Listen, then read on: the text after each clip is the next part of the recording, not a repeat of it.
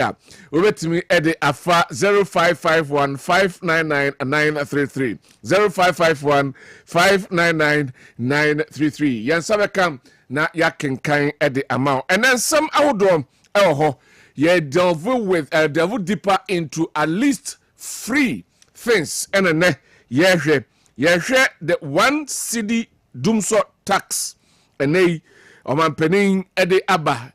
Na amafo bebre ede wo mu kyeremu a omo de eba na abajafo bebuso omo na omo so amama omo adwenkyere ewo ho ebese omo ye 419 sa na we nya obeyi ba ku na firo no de ente sa ba be pie so enyasem kuma ebe onsem ewo dwumadi so na yaka eho ensem ewafe.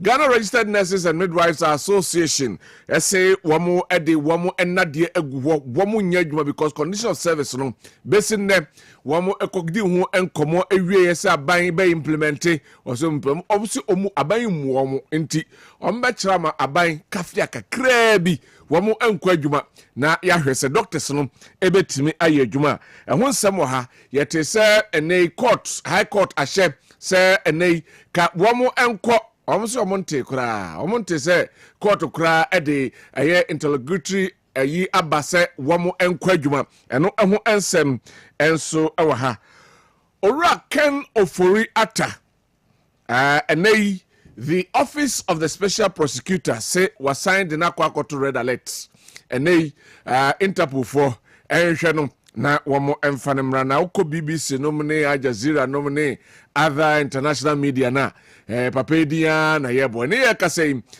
kolebu aye medics ni bi aba abontia bekase omohwe letter free hospital wasi wo koja ya saba asa niema no enhyeda enkoye Martinamidu akabi ede akire aye o reference kisi ejaben se emfo bi yade emfa enye na anase emfa ni agrom eno eho ensem elha ene yade ani akire mampon na yebedi nkomo kakra enso ede afa ho na yahwe da sebre osei bonsu otoso mienu ni doti ye no da toso emienu ene enne anase enne titru no mo ehidwumya ochena ene na de chie eye dwada na chese yakoja eye nana ewo eye ekura kama ehonsem enso ewo ha na ene ye besha sentem me nkoyi eniem bia ma me kono ma bejafo akwaba na afi yemfa nkomo twetwe no enhye so Mr.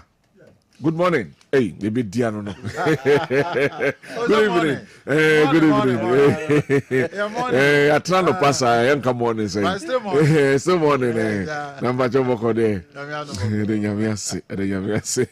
Professor, Charlie, Minaki. Na Boko de. Sabre, Kase, Chrome, Seoul, South Korea. Good morning. Good morning.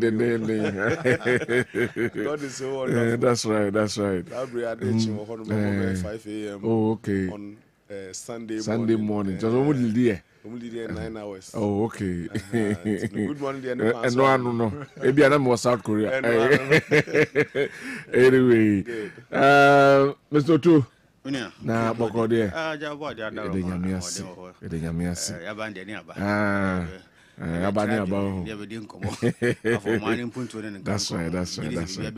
Definitely. Thank you very much. Yeah, say Dr. Enoke Champon, wa hene na do na frɛ no aba be piem e wo ha no wagirem e de ama the New Patriotic Party. May I just say straight away na yenhwɛ enei the Dumso tax. The Dumso tax. Yeni nkomo enfri honom na yenhwɛ. Amanfo se amampani baaye ne nkomo didi ye ekyese obeyi taxes a ya friend draconian taxes e de free ho na ma Ghana for eho ahare mo na onu so obeyi e-levy na odi d-levy aba aha da bi ka ebianka enema no omo antiase yi ansa amfam ba no mebusa no say the 1 cedi dumso tax no is the stab in the back of Ghanaians na Mr. Boy, I'm just free ho. Well, I'm here at your phone. I'm ready. Sham say, when you break Panama, the share Kessben. Or Fabi, it's about information. So, we are in a tier once and maybe to my queen. Could be am can say there be a Roman chichiri. Roman chichiri so je enough. It may be a you could dim when you are near the other. It be over here no meaning a chino. I was super for one more mining. Share a man taxes a GGA. They be a near can't once and said those need those things. Yakika. But we touch no free more any and so on the chichiro mic. Na Kaise baby levy by the future cake in a focus I come. So nobody can. Just a sabre no face said na a man echo. And he said, na a huncher wouldn't pass. Na Junior, when one can't reach him when he has a fire, we have never better. So they are there. I hunt it. The man of me transactions in the humans and I affect him. There was a big relief in the system. When they say, a team of bois, a man for one to me, and now, yeah, budget for can't win any echo anymore. And levy is so bad, doom so levy. But we say no any levy is very brilliant. Because we say, for instance, December near to fuel 15.3 per liter. So, and then Yamiadum fuel price now call for more could drop out. There's a 12.4 per liter. It's a whole 12.4 per liter. None will be yet trotro, be the trotro analysis. I'm using analysis now. Trotro is when we use 30 liters a day. It's not just a fuel on beton. 30 liters no. Say, Naka or tonno, time on a fuel balls with December no. Uncle better 459 cities a day. And now, what are you, Juma? And then Yamiadum, cra, na share papa ne name Google akwemoa and a fuel a bo abafom. I be do 12.4. It is in Okakota better 372 cities a day. Na ka or difference there on them na 87 cities. Na go be yan a day. And our buying say may 30 cities. Na yemfa emeboama odwuma no enkoso. Ko 30 cities nyese bia abana gi akwa kudino keke. Ya study as state bia dey kwa ye no ama ye wo how. What do I say? How you want it dum so ya ka ho asem. All because of a kabia eda ho a wo enya ekwa bia so be fa ebitua. Na nyame aya adum na sa room we aba.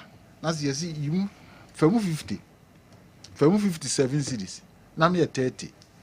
Na mfa nkotua ka no nse be ya light in betime gina so. Na sem ka sa ban no oye ne proposals no. Or the 24-hour economy. Na ho din nyina be gina power so. Si nya consistent power supplier. Yenso ne be gina. Because obi o ha wo ye adwuma. Adwuma wo ye no. Se opeso ye bibia wonya aka power na say power no enya adwuma ya. Obvious said ya opeso ye no ntimi 24 hours. Yeah. There are certain companies you have minimum. So you do light here. And some no betima back need to take them some 2 days. There were ye adwuma na power no call him be 10 minutes spend back here. As well resetting nyama bebre, hohuru nyama bebre, mo ansa no wetima san start. It will take 2 days. Zaliba we say obede na say a see be say 4 times in a month here. Better wetima fa nipa bi aka ho. Because we mo hon kra no obo ka ntimi ntiyomuka. It is a power no dey gina so a ebeboa ye nyina. Si se kwa we na ebetimi afast de power na gina so a. Trot driver no a ene wono ebia na drivers no a omo ka beti omo ase di omo ka no. But ekwa bi so no ebeboa omo akasa kire se adwuma na cost na se enwuma cost na bi ye adwuma na dwene adwuma. Movement of people any services. Na omu so link to it ya. Ye na be mo adwuma akoso. Enye se bonu nsi ano apon because obi ani krum. Obetima ye adwuma almost the whole day.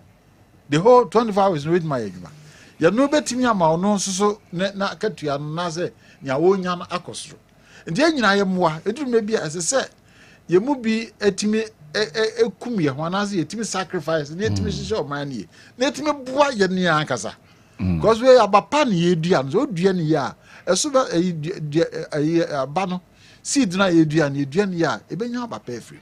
But the question is and they esla buy na yesi de kotua kai esla ye ntimi ntua petroleum levies ahodo and friends and levies ahodo egu petrol so ni nanti should we believe the politician but they say and was our way ye nyom ni what is say once we say by the aba ho pa ebe we be cautious obi are cautious about this we cannot just touch this and do whatever you want because yes sir they will punish you say san ko ban says no san ko akoye adeso akese abeda government in power no so because you do kakotua e ba betua enema no even timama elad na gina so nti you do light pe amanfo be bold ni and the anya de kitwa ene mo ko fa wetu mu so no sengom ni se be se e bi kura ngom an kosom bo ba kosom de make sure say we meeting there say be ya e me ya de so ameso okay na on fanya adwuma ni trotro e drivers ya consult me be ko yi me mesrom say enye sa be na eso mo ko sa demonstration no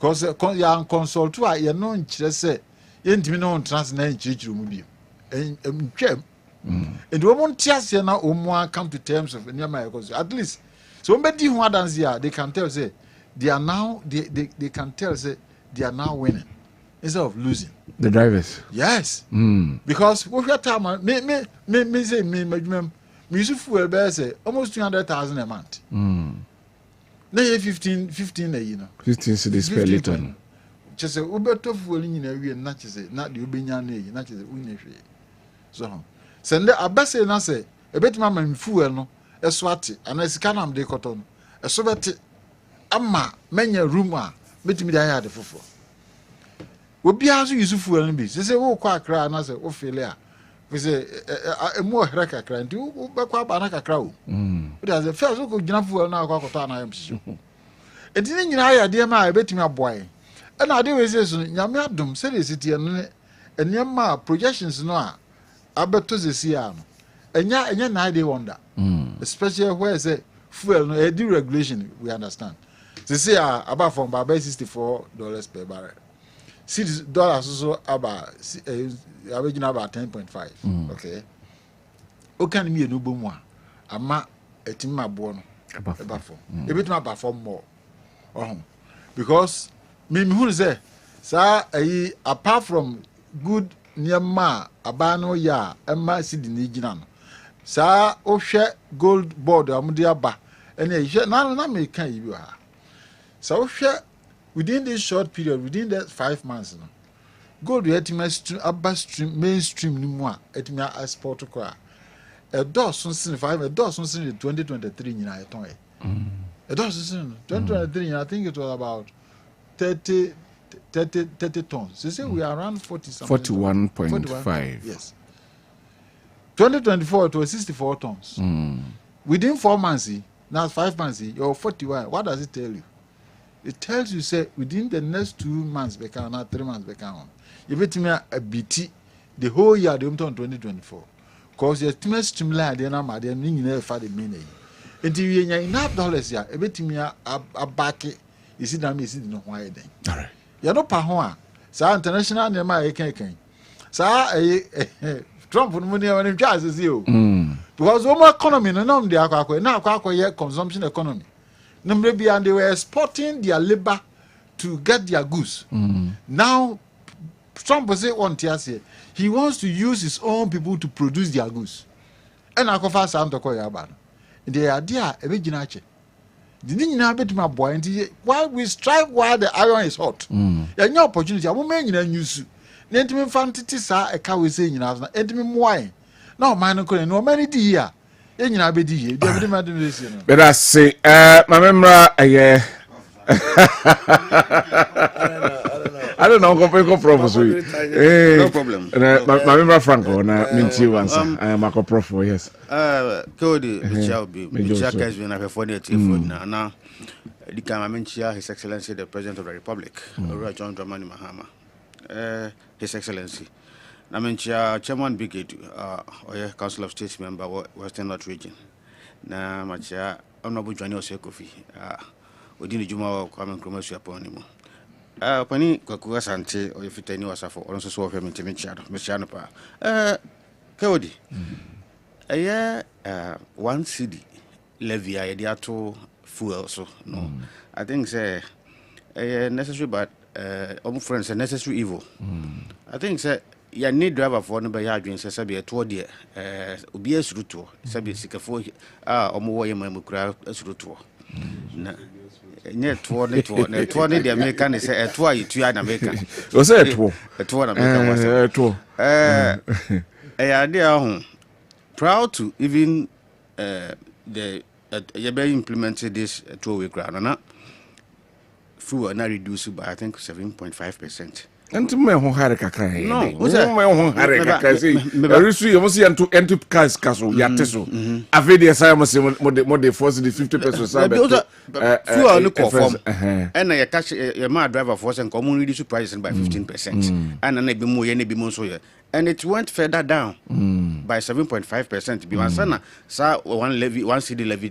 taxi grounds one city levy cry day eba enti ye no mo be ya adwen sese be to de ni to ye but ye hwe de ye de to de kwakoye so ye wo Ghana ha say ye kire yen say ye ba baje levy and levy no what was it meant for ye kire yen say levy no youth unemployment as at that time was hovering around 15 point something percent enti ye ntua levy no ye mfa mie nyuma mabunu enya binye we went even ahead and you close to all two booths say sika eba free levy mu no so much so that ye hu hu class e betua to boot no ye di nyina bi levies be compensated for all those ska na ba na say projections omo ye say projections there is ka ya na be ya ni enti no I think say lo and behold ye implement levy 2 years down the line afei ni ye hu ba bi port ye sika na nkasa kra na ye den eko youth unemployment ya yan fa nko to boot ya still ya fa anya ho hwe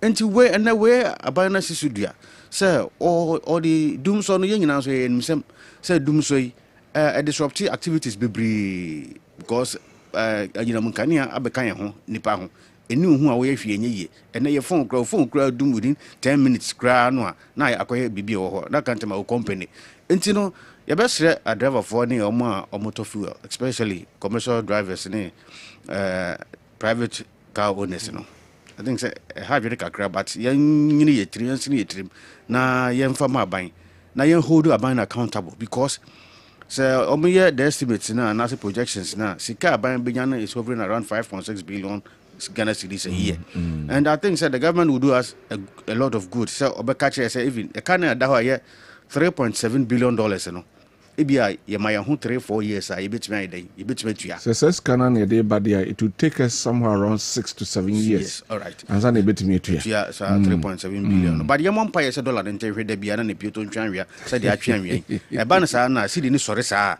e ka no say na so recently and the city appreciation into no unse ye ka no the stock no swat by I think 150 billion cedis so 150 billion cedis and ye mon pa ye say all things being equal city ni appreciate na ye ka na ye de dia mama so no bi no so nte but srad ye best driver for so mo ne ye nya adwene say dum so ye ade a sum da mu ye ya say woni abrepa say wo ye wadwuma na kane adum I think say ya na ye ye nti aban na hye say wo de kwa koye dum so ana say energy sector na wo de ko mind you osan a propose say oba be ye gas plant osan be si ba kwa ka ato abodie no nti ni nyina ka ho bi na say sika na ye de ye je and minim so omampani John Dramani Mahama de oya ade yo so ade say infrastructure bulldozer ono wo kan wo ye nti no mo taken by his words na yenya de yentua so na me offer ye analogy or draw analogy na I think say it was quite good yeah because driver ni trotro ni eto fuel 6 gallons a day na 1 liter bia no wuche 1 Ghana cedis a liter bia ye gallon bia ye 4.5 cedis 50%. Yes into times 5 and times 6 grand I think say the 30 cedis now work on to spreading across the morning in adwuma obeya I think say at least also benya kakra day edia anum and no musin almost say by Tuesday GPRT was by Tuesday someone to so one ye chere ya de se de one more and you been so may increase your fares by 20%. I mean okay un say increment we ba na level ya ba private car owners na etitia ye pa yenya ye use car na ye fa so eno unya sika bi enfiri mu so akoto na ordinam so ani yan kwan etitia ye nti ye be sere wo driver for commercial car owners ni users no say ye be sere wo ba bi o man ne ka ko sese ne sese ye si kwan paso a ye ko ye ni mu ano no what you say nti no bibi say ba hwe mum na o say ye hwe hunu say sika na ye tua no ye de kwa koye what is meant for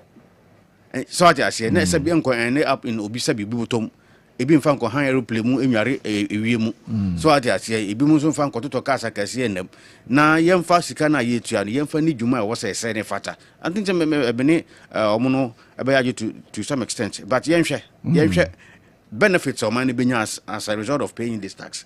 Why was it presented as if say a ambush? Because it wasn't an ambush. Because I didn't say munim say beba munim de eka because from onset the energy minister Babontia beka say eka ho. But why do you have to depend on a certificate of agency? Na ase ye pre ho na ye de aba anase kano ya yentwe ne wenu ye de ha beba eno na kofa nchino ahye nyina ba na nya adwene ahon prepare yenhwe the state ayo mu sese ne nsuto breadru kan ye dunu banu be koso the energy sector will suffer a lot of friends disruptions and for that matter say ya generate sika we am fancy anya plant maintenance any enome wo energy provision as generation ho na e how beba so that say and I can say be man so sin so man san wa ham nti wo say you make the necessary provision say the be ya o how ne buy bit my dey aso ano enu nti na ma sabi putupuru eto we na dey e buy in any case yam union MPP for ya na at times ya na omodi nkomo bia na me na nwanwa ye because we sikanko a PDS for agigi wo ma we mu by way of electricity bills no say sikan way who is to be held accountable so sa sika na ye hu nipa ojeje sika no so ye hu sesi enu nti kura sa sika no kura no senka wo ho sesi ye da enke betim de atua sa ka ye da ho ibi ni nyina no sabi aye hwe boda ye nka masem bibi se so ba no maso re gina de na mo baban na chi so mo hwe ka twitwiri dia ye friend say mo to ye ho then I also blame the ECG as a company the inefficiencies na cause for ECG na I think say the government should look at that and then resolve certain or reshuffle and answer or reset was yen twen consider because no I say ECG bo kabia just said beto the ordinary Ghanaian so inefficiency bia ba just said gentlemen hwe kwa bi betimi say wo se wo kopa meter or ECG you can pay as much as 8,000 say a express in the next 2 weeks it will take you more than 2 years and so on say meter no 8,000 Ghana cedis the video is there I can forward it to you nipa no so 8,000 say a express open in the next week or two or did 2 years meter ne mai you were a whole community are installing meters ama wo they are enjoying light but they are not paying almost say they are here to integrate the meter into their system. And for that matter, nipa enjoy light free. Obi deka as much as 10,000 Ghana cedis, 15,000 Ghana cedis. Ongo to abi no. So when who is to blame? Juma ko ECG na also hold them accountable for some of these things. Na say resha for be ko ha enko ho. Don't mean juma no for na juma to ho. Na yan fa people from ko ho bitu ya juma no. So private sector friend is saying partnership we be ko ho. Yan partnership no enko ho. Because wherever there's competition, there's efficiency. You more that competition, you know. Another company be ban on so then on this busy meters near the adina. Ebema wo more stand or your friend is saying up, they will step up their game. Say the be ya o man no and you know munkan for far too long. Yet the beer energy sector. So for once, you know, I was see a signal any resolve this matter once and for all. All right. Say the be ya o mining now no energy system no a be very proactive, a be efficient. Na 24-hour economy John Dramani Mahama so de ba no yet me implement ya rolling out na omamba bianya sabia so mfa so nti no maybe the manu say no de me kan say a multifaceted problem e kan abeda ho no ECG as a company ni kan ho bi aban has a role to play and we the consumers no so kan ho illegal connections here and there so nti collectively yanyina na was yanyina boy ho so ni ehwe na resolve this matter once and for all anya sa our dream of implementing this 24-hour economy no will not suffice enya adwuma. All right. So I say, me that's me. Mama call Prof Smart Sapon ho na minti ononso. Bro, Yeah, Munyake Odi. Mesa do asinumachia mpempi majimre hwe onu momutie nyina ya mo bibiaju. Na mafafi bebia menua otu champon de see ya. ECG ne omu inefficiency. Nkrunkru ahodo a omuda light mu free of charge. Omunya meter. By meter near integrity ma system ne muntino. That is only God knows when they are going to pay. Now I suggest say reshuffling in them and never be crackoso. Now a dear Juman show for France on moon betting me I near dear many 100%. My journey said that reshuffling has been done. Elections 2024. Reshuffling their course on.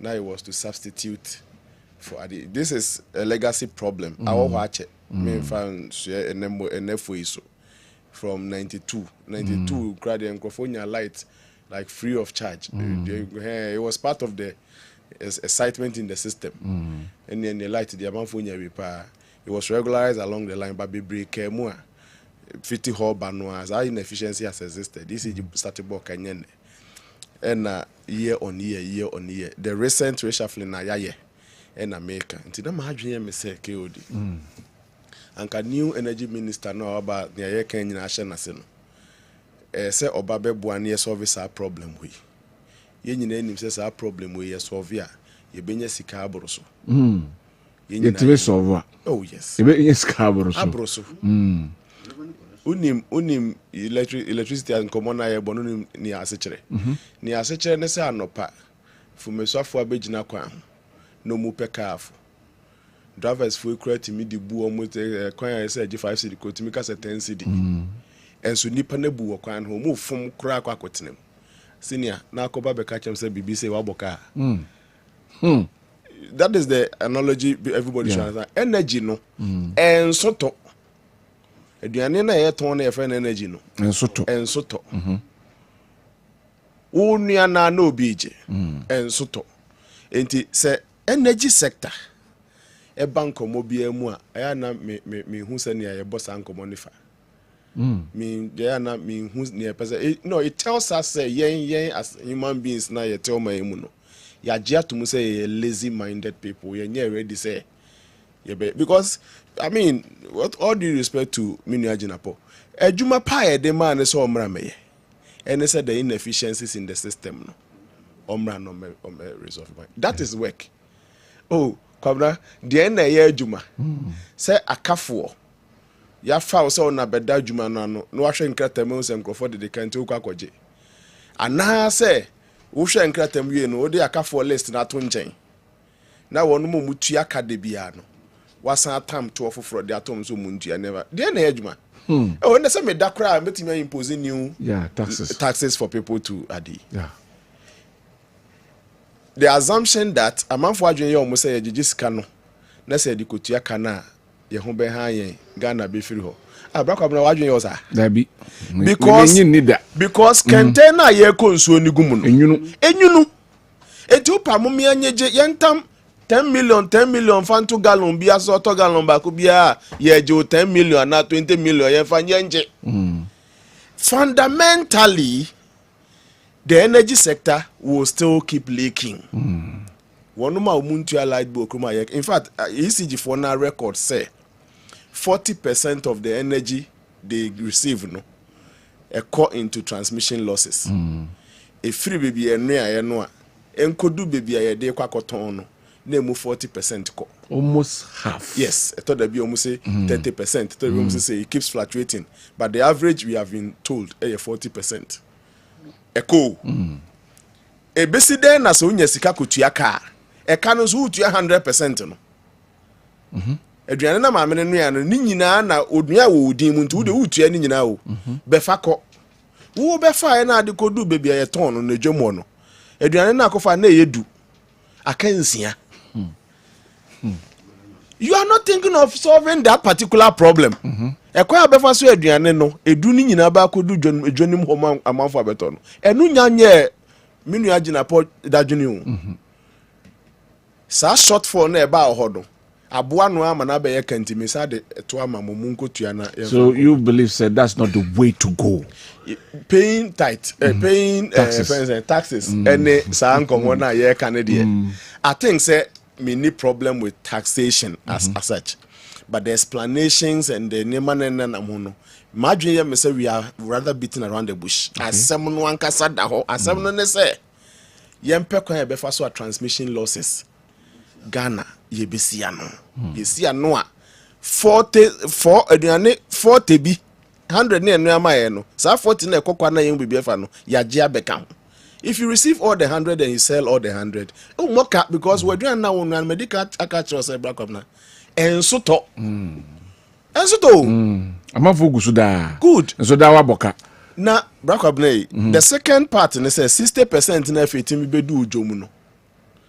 Ghana yaton.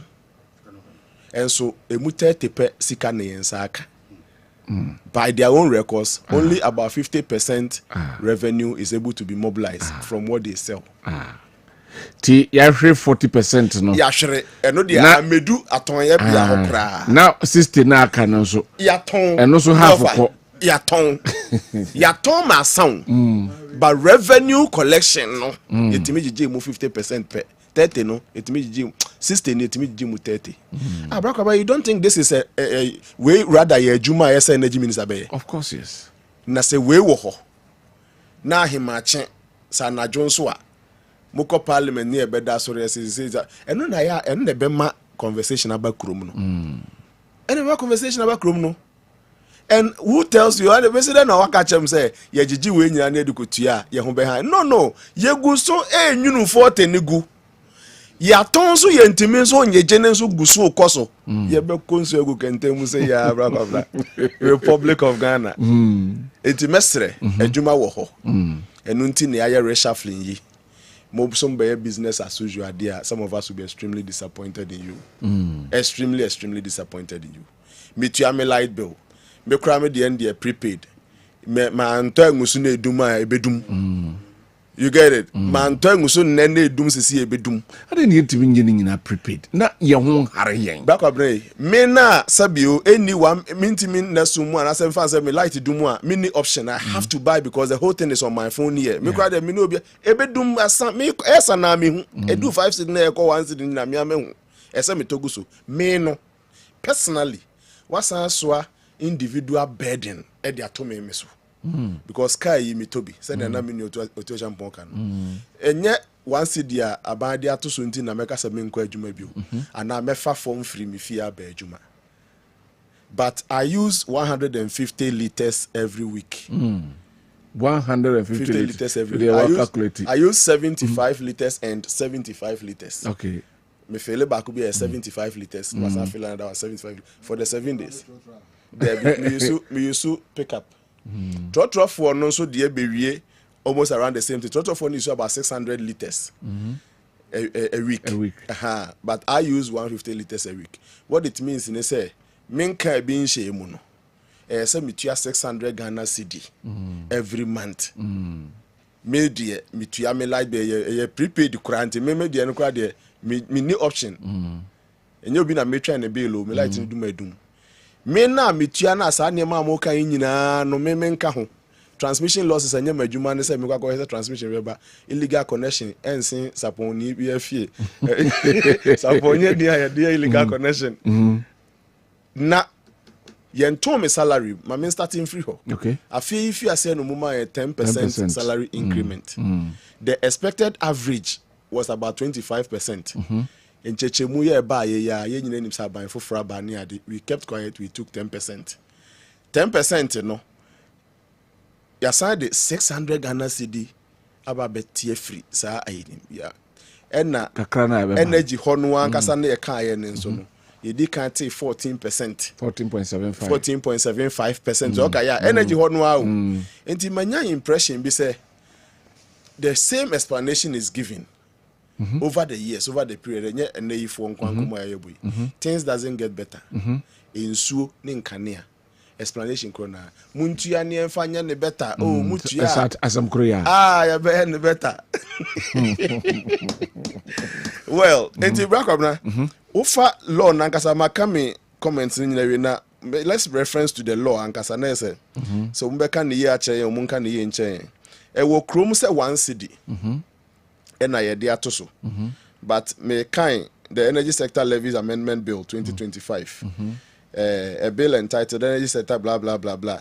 The schedule nankasa schedule to Act 1135 amended. Energy Sector Shortfall and Debt Repayment Levy. A. Ghana cedi 1 cedi 95 pesos per liter on petrol. 1 cedi. Yes. 95 pesos on per liter on petrol. That's almost 2 cedis. 2 cedis. You better say 2 cedis per liter. And this is the recent law that was passed. And Rana Jodi. And you 1 cedi. And America 2 cedis. Approximately. Different explanation. Different explanation. Okay, very well. So that is the law before me. 1 cedi 95 pesos per liter on petrol, 1 cedi 93 pesos liter on diesel, and Nanyaka Tuatuaso, including engine oil. Anything fuel. And then no Tuatuaso. One of the Ghana Revenue Authority and account I debegum your energy sector support account. This is the law. Minim anyway.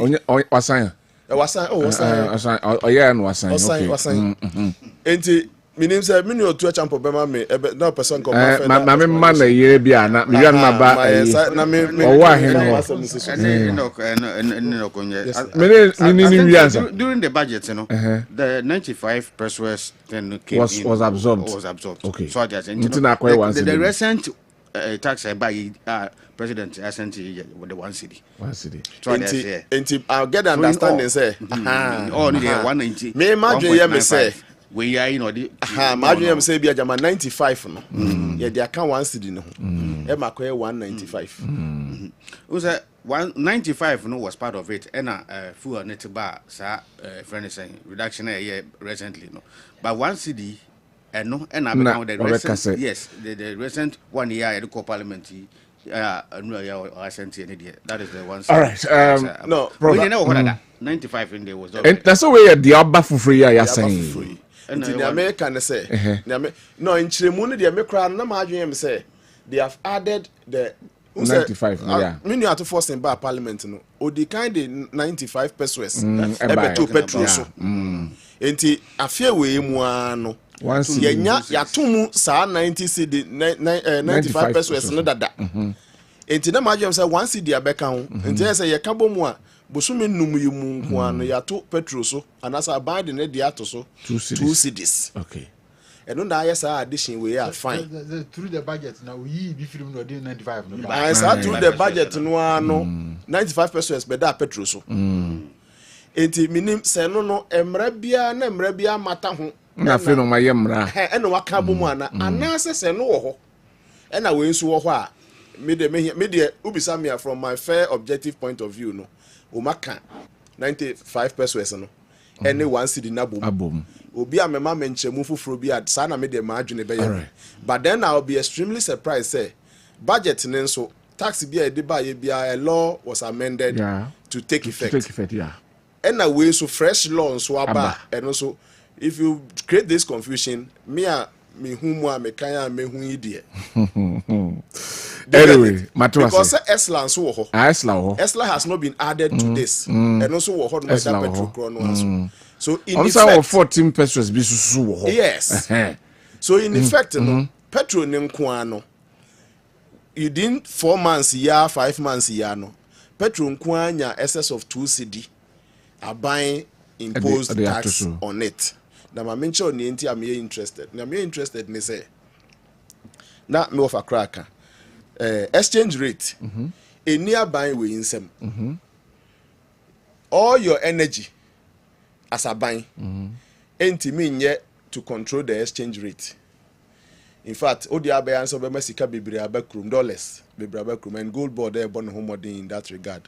Now make us a Ghana, yet yes, we export near my export. I move facilities in the dollars in the but reliably, Opesa will see the and now seek a be a dinner. Yeah, the resources, natural resources, Nankasa, and yeah, the bono chidom yemfa dollar yenkofa liquid sika no mfa mame protect it and preserve your city the reserves natural reserves are wo no and the bo usidi no buy. So all the pound sterling and the dollars now world standard is because of the reserves they have that have protected their demomiation and so. And yes, minia Sami Jamfi ya ade but what will protect our city? KOD. And how much dollars we bring into the country, how much gold we stock, how much reserves we build, how much oil we store, how much oil we store, how much diamond we keep, how much bauxite no sanya mano. Yeah, prior there no auto me know ya 2000%. Yeah, prior there no black up na near ya wo no say. Yeah, boy and some ya niaji nyina no. Yeah, time gold no rose are there. And only asem no. Me nim say wo mreso but me the manu besi sisi enche bia me manu besi. Enti these things they know. And na dey a man focus artificial artificial because you are only selling the raw gold. What to $100 baby? Extremely artificial. Yeah. Life can't continue like this, and so we must think of building reserves. But, na ye kase fu or no, maka you know taxes no. Okay, let me land with this. So me thoughts aye. Into taxes no, and no ewa buying some. Na me kase exchange rate any. Abansem a volatile indicator enyina say and they fluctuate. Now enema miensa determine fuel price here and na dey kan asemi miensa na mu ba ko pe na abansem which is the taxes and no na aban say world market price na ye baako forex na ye mienu and na tax no say world market price na forex no ho ba asemo a na ene ye ton fuel $64 per barrel e could do be 100 and now 150 based on the season. All those natural resources seasonal. To the bit me boost, to the bit me who quatre. Next you could do no more. Sabreno are buying what they will component in the woman tax no and the soul man for nothing. And the taxes part na ya buying no person man for hotel mono. A ho crowd ye and kenya dia udibidiagro. Now wona eso de ho no try the soul man for nothing no. Wo would within 4 months over 2 cedi. What will happen if the world market price begins to misbehave? And I say the exchange rate begins to misbehave. No, let me come a few days so bro fu bi weba em so te ya chepa. Oh, enya yo a deregulation. Ah, so te ya che. No, sa bro fu ne beba. Eba sa pe. Let us not forget say baby a ye wo control over na nke say ye de boye manfo no ye ho no ye komiem na sebe ye say ahokyeraba MPP de ahokyeraba President Mahama ba menua force mo ene ma starting hen ne ho a why won't you rejoice in the joy of your people? Yeah. Then rejoicing so who's a kada ho wanya ye be collapse totally ye be collapse. Hands are also on deck to revamp the I think September oil refinery so that young oil now you tune war very refining what I see. So they are saying the best now it will beat the price down. I'm a price international. Question now beside me no now say yeah rejoice as a people no e kada ho I see and I make at say Saka, I think I spent my first few minutes to address that part. But in the short term, young clear na young require bit me see Santo Kruno. Which one should be first? Which one should be first? Which one should be first? Anyway. Sa e kana yesi ye ni kura yenya ni fanko to ye kana de. Few people will believe. Me metiwe knowing the fundamental issues. I don't think say more money is besides Kwabena. When I just say Ghana yenya more money. Yenya more money. There are no leakages ne absence of accountability ne then yeah. You know, see Canada no, let me land on this. Your friend will be arrogance of power. I don't want to use it. It is too early for me to use it on this government. But mesre consultation chrese odi obu amanipa no. Even though befa na asemo hu mfa na asemo. At least what you know. What you say? Mestre, it's too early for them to start this. Okay. Now we tie background where na journal we tie parliamentary proceedings be. No, oh, mum sorry nko. Now then, gold board crowd mum sorry ko ya ampa say. Mum sorry Mestre MPs na mo kasa no. Your voice came into the mic. My voice ne ba ye mu bete. It is too early. Don't let the power get you drunk or intoxicated by it. Mestre mo. Ya ma mo nwen se mo ni 88 as 83 for no kwa na edilio. They were in the house there talking plenty, but enyo mu kra nka ye mu bi nka ya ante. Me kra say me follow news because e bi anopa mu ba be frame you kra no. I was shocked that the same night where the law was first introduced, that same night it was passed. Mestre consultation sometimes means odi obu ama enipa no. All right. Don't do this thing again. It a overwhelming majority no. Don't use it and translate it into arrogance. All right. Thank you very much. Dr. Enoch Echampo.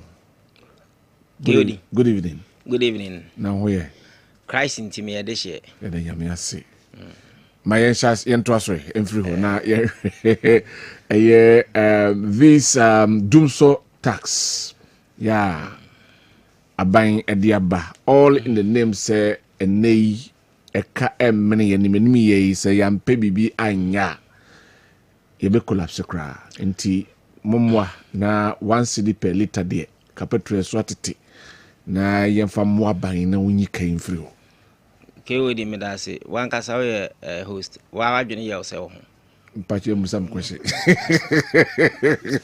sama sheda ye musam kwese okay me ba nya matie minuanom miensa na me mfa konya so na me nchia ahwefo ne atiefo we are Jaconia na nyumre na me champion for amene wo mo a share studio amene wo nyina share ya che kakra e share ya che pa enti mechia wo mo Mr. Amwana odemeka na still na Mr. Amwana na radio so na ya mishian bia medaneka radio so na kan nine na nim kada say wo mu types bi hono mu a wan shawa medan wo ka ba de ma me nso amenye Debi na okuta. Ai. Nene okaso odo kase. What awu de ma me na me. Ka enwumre ya ye betua ma ne jai de. Dabi.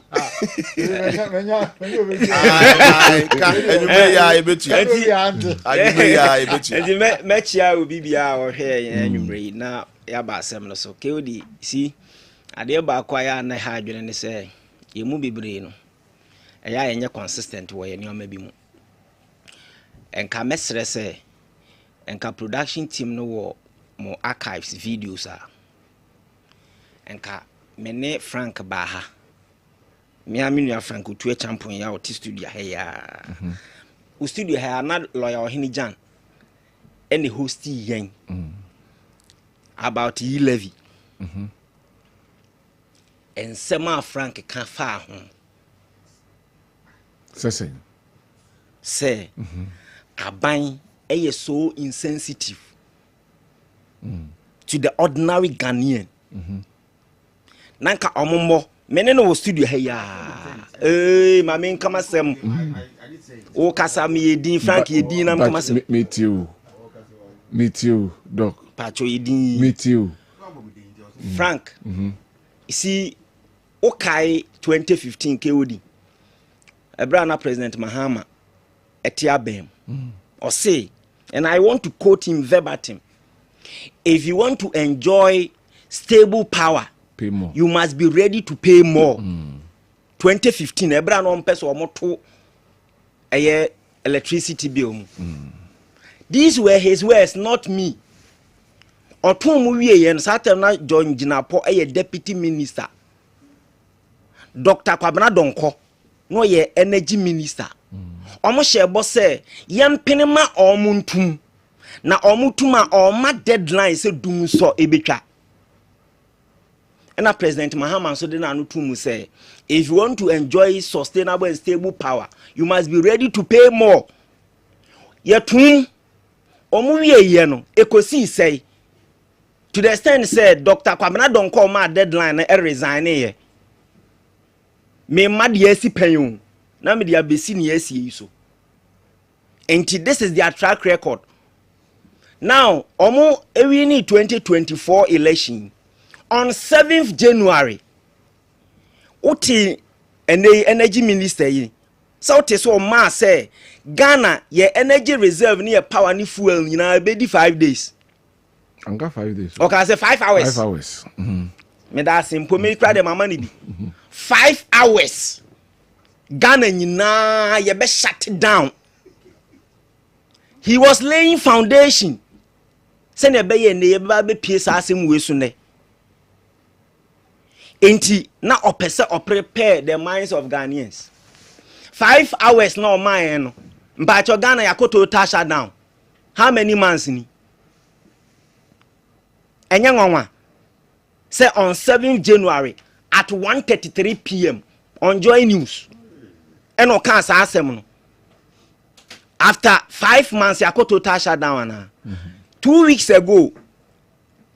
So Saturday na sem okoka about debt energy sector.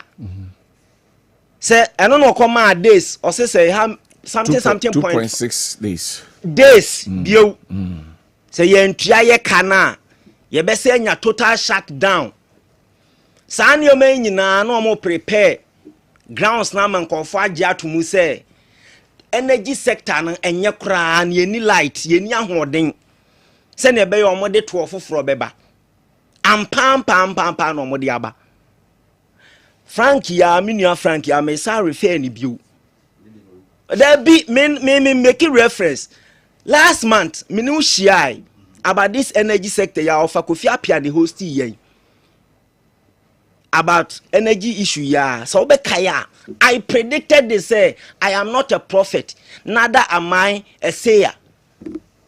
But omo prepare grounds no either to sign new contract, take or pay, and also omo the new tax beba on punch.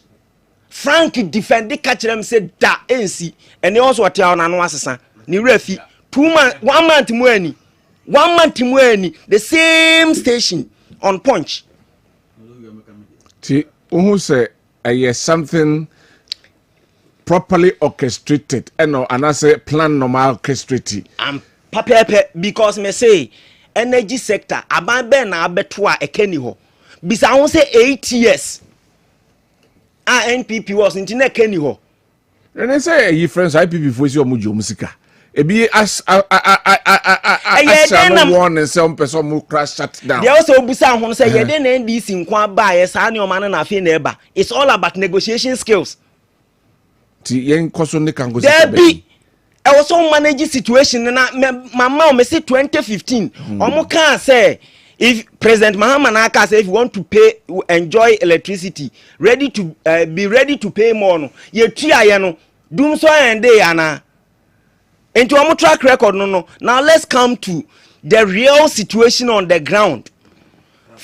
Frank is mpachonyo na moderate ye din wo kasa obi ama okwa ma okasa Frank say okay obi anti Owusu kawasam. Frank say ono Owusu eye car intino ebe ha no enye ono nko na ebe ha no we are looking at the ordinary people are omuni car obefo trotro obetu kwan obekwa akofa ne o ma afre krase aduane e de abaso oba beton odi begu car mu no bo nsa afeni atum enti se ono woko na driver na tumu a o ka so oba eni o mabo no obete so ana so ono so de bekosoro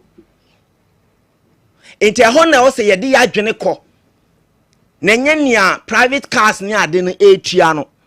Let's look at the net effect on our lives because they say keke odi upewu trotro from batum already o maka so monte so 15% krebi ante so e na odi we aba me amiti we week bia prof say what say 750 me to 100 liters a week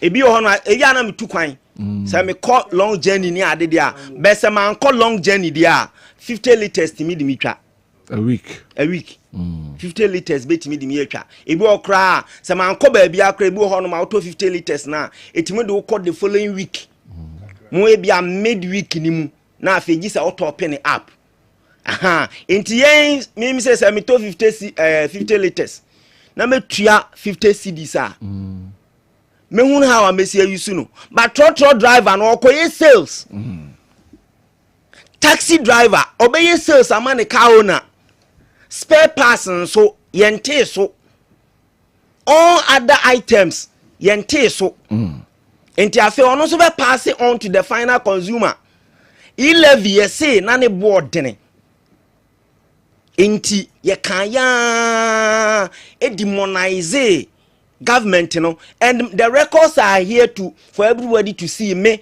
stance on levy any national cathedral obi enim to the extent say me nya problem cry with some people in my party. I never support it and I've been consistent sani e de chechire o man enye se wa ban o power de o de beba bia no also support it because they see ya wo kan se me koto fuel o se yati fuel so me ba na ofeka me samu e kan se yati fuel na ba form. That is the argument now. And they say as a fuel no cost runs where a cost runs wa will you come back and say okay a cost run any affair the yente so na and it's a cost ro na the way beto so a oko enipa no koya na obai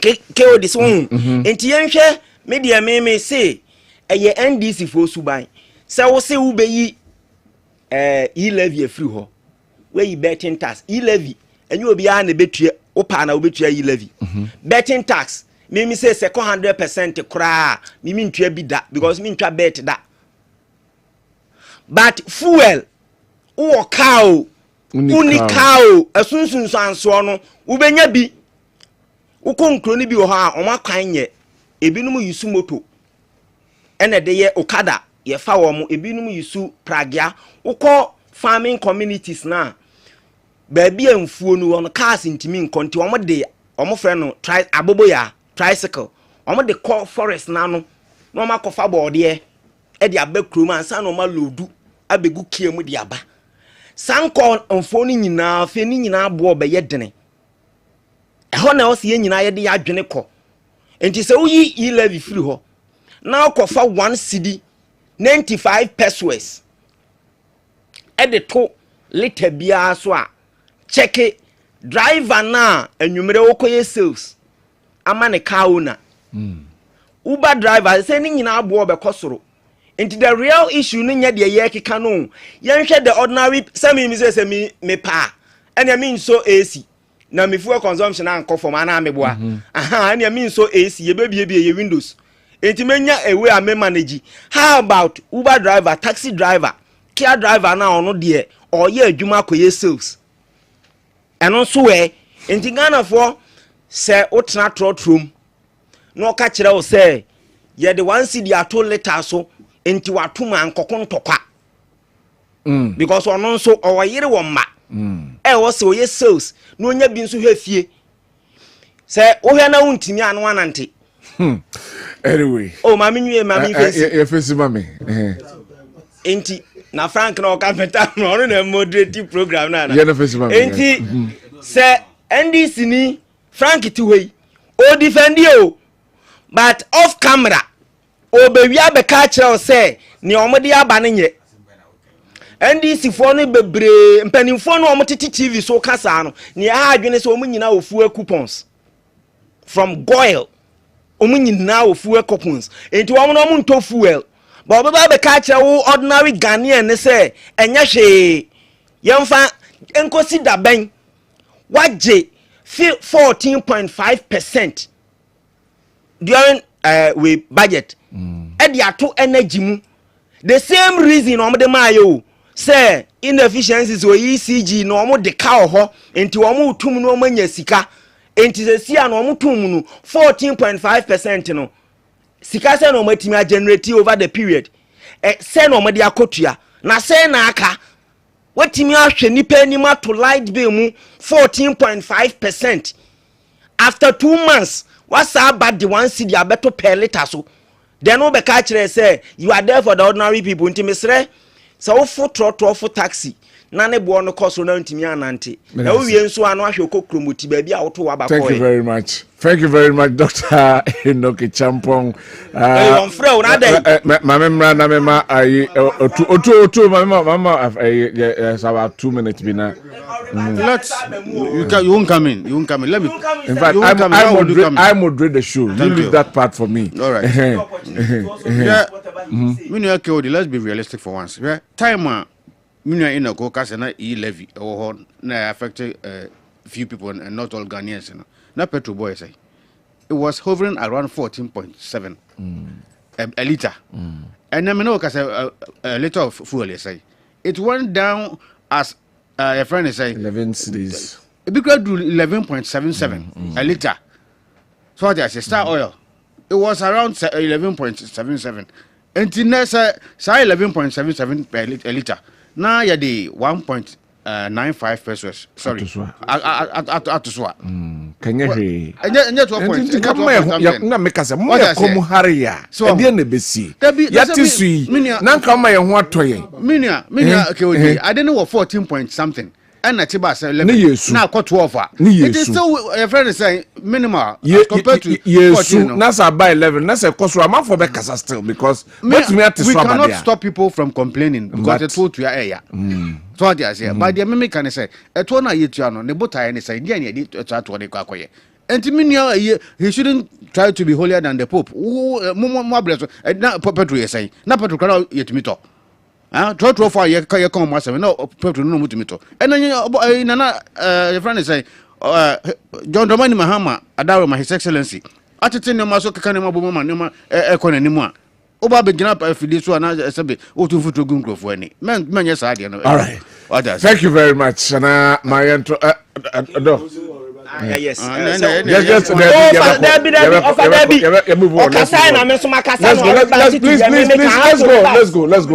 Let's go. Please, let's go. Prof. So he has been given the opportunity. Mami too. Mr. Frank. My main kind of credit nchire o say.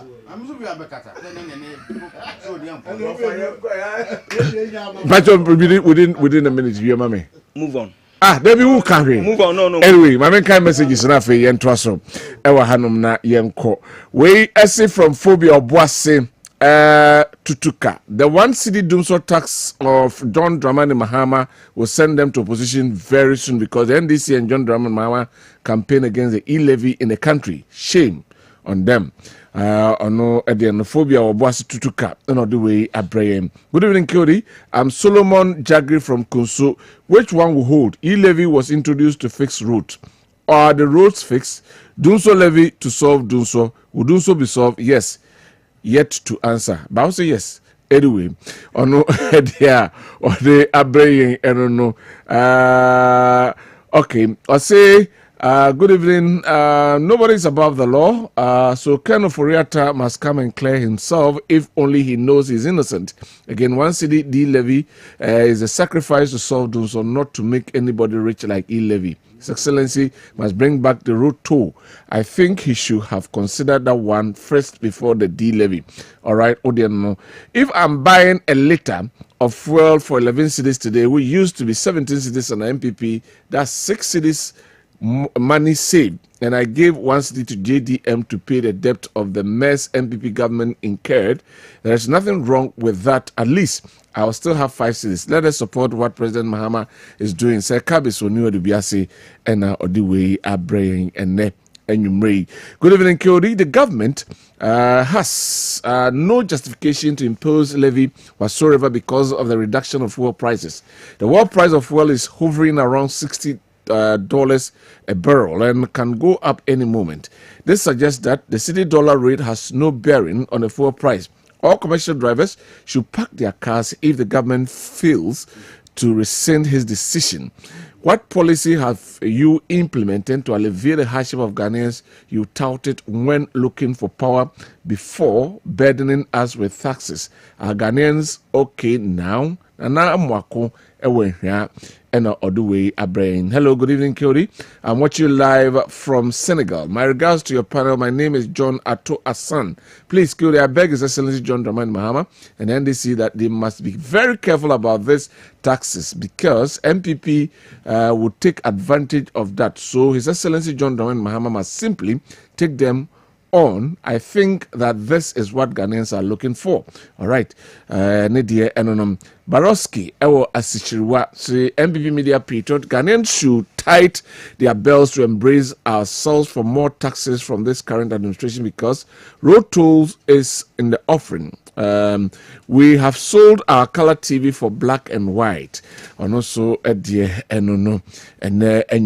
fact, Prof. Sapon always shows that he's a professor. He's open-minded. He's an open-minded man. God bless him for his intellect from a free Ewasafu and Odue Abrain. Security, please. Good evening. And I'm Odinahu Trimuden and Abuaje listening from Asante Achim Shudiem. Those leading our institutions are empty-headed because without futuristic vision, I pity Ghana and Ghanaians for this 4 years ahead of us because these people are eating for nothing. Massa, is the OSP a Ghanaian or Kenyan? Ubusame. Okay. Thank you. Dankwa when you know as President Mahama and his lies. NDC came to scam Ghanaians, but we were not vigilant and we voted for them. But all is not lost. We should prepare for now and show them their lies, propaganda they use to deceive Ghanaians, red card, and bring MPP to power again. And also, Edia Ode Abrayanono.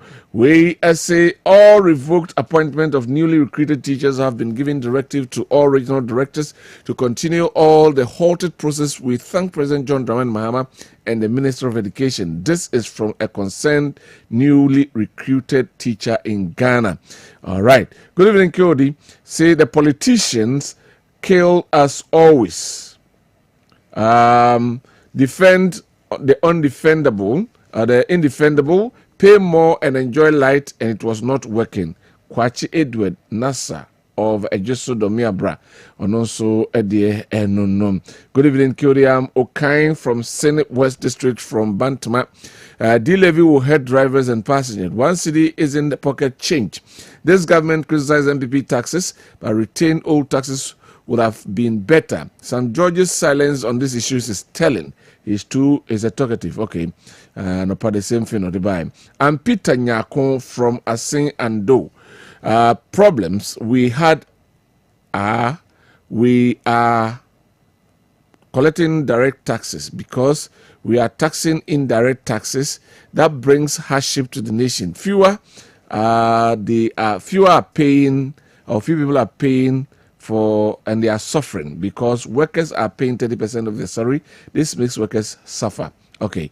Ono edia ode abren se nipa kakra bi na etuanti amabed na beto almost so. Good evening, Mr. Host. We were in this country when MPs were saying they will pass it. MPP will come to power 2050 from Seidu, Bono East. Okay. Ono Edian. Good evening, Kyodi, and your panelists. The MPP man has no moral right to talk about issues concerning fuel. On what basis is he saying drivers may increase fare? How much was a liter of fuel 7 months ago? The MPP should kindly stop this hypocrisy and help build a better Ghana for all. Say yes, Ewo Bokrum. No. We say good evening, Kyori. The more NDC defend this one city, the more they are getting Ghanaians angry. So they should continue to defend it. Bright, Ewo Takwa. And Oduwe Abraham. Good evening, hosts, and greetings to your panel. I'm glad to see the NDC, who once opposed the E-level, now introducing it as an energy levy. Ghanaians should let them continue until their web of lies tightens around them. The MPP's E-levy is much better than NDC's D-levy and the 14.5% electricity hike. NDC, Eduwat, Ewotechimai. And all the way a brain master planner junior working tampo or say is President Mahama and his NDC saying that if fuel prices increase, they remove the E or the D levy on petroleum.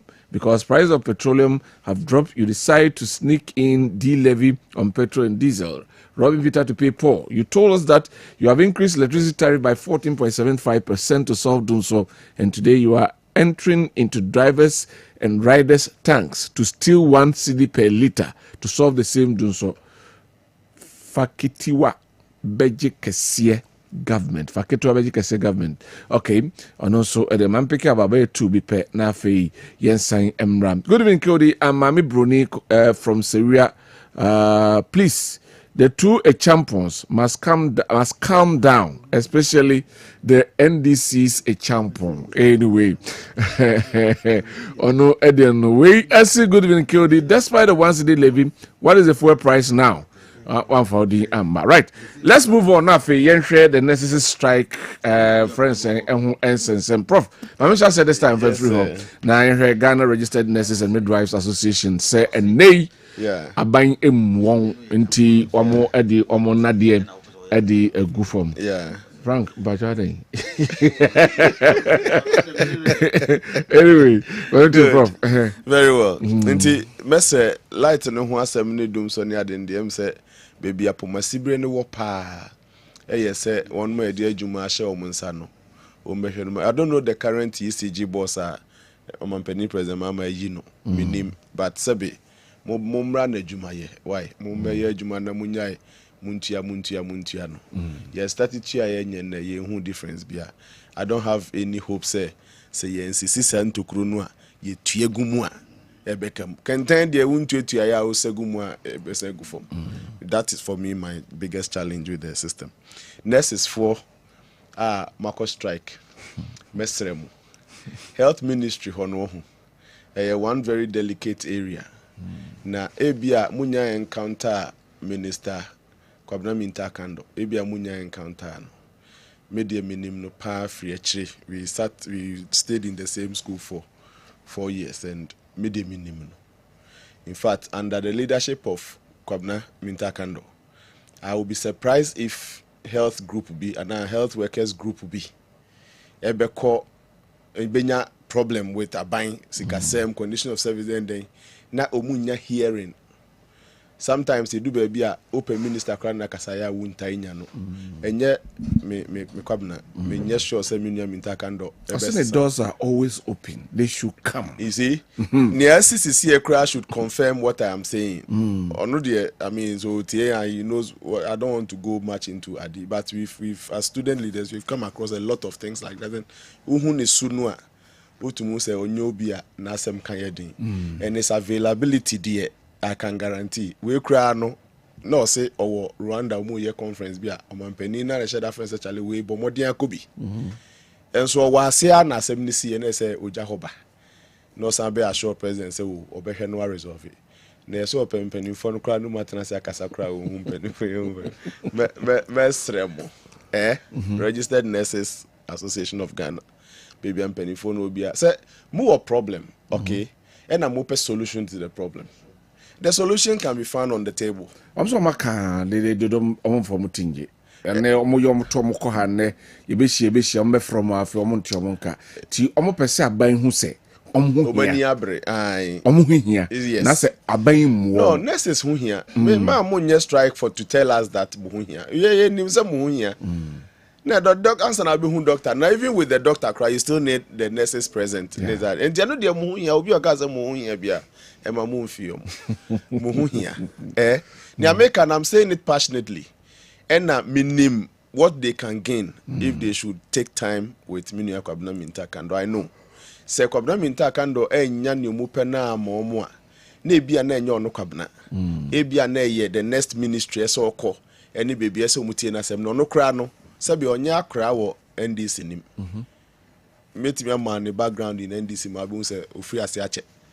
Satama na Western region nyina abom ni nyina na oyedwuma Western region. Menin nya na free Western yet team de ne call north and na me car Western.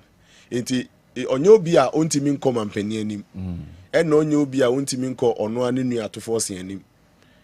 Enti just have time with the minister, the health minister. That no kwa na machopa. Me but I've been a union leader before. hey any minister bafo employment minister it meet meeting mo man about na 2 a.m. 3 a.m. enough form but sometimes we do any to in that meeting ne ma abutoyem kakra baye me of a jambafo esno bafo wu and the son of a jambafo and the now share empenifo atenasia Furiata my former finance minister honorable Furiata any in the fiasia no ma abna say asare betena mu ni ade na wo hwe na papa na sere kwa na abna say asare team ya instructing say master tena mu akosi say mbeka say mu ya wie na abna oba abna honorable team a oba be say so kofie ko hwe mkra ko hwe team a ma ebo tu but I mean we took solace in the fact that omo anu mu kasa no omun show any bad faith omun yeso mu sore jama ko abo one ko botu me yinyina ete ho mesra mu hia kwabena na ju 2am I'm very optimistic.